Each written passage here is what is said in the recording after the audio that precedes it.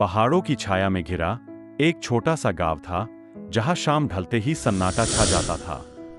एक पुराना गांव के बाहरी इलाके में खड़ा था, जिसके टूटे दरवाजे और खिड़कियां गांव वालों को कहानियां सुनाती थीं। कहते थे में एक रानी का भूत रहता है जो रात को एक दिन शहर से विवान नाम का एक लड़का गांव आया। वह पढ़ा लिखा था और भूतों में उसका यकीन नहीं था के बारे में सुनकर उसे चुटकुला लगा। उसने रात में वहां रहने की शर्त लगाई। उसके दोस्त डर गए, लेकिन विवान अपनी जिद पर अड़ा रहा। रात होते ही हवेली में अजीब सी हरकतें शुरू हो गईं।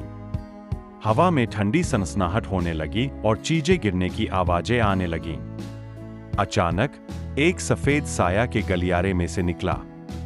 विवान घबरा गया, लेकिन वह वहीं टिका रहा।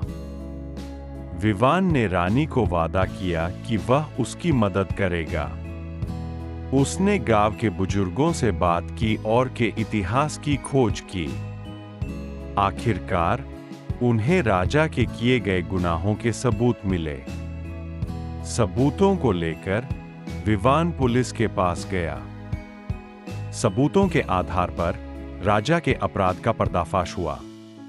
रानी को न्याय मिला।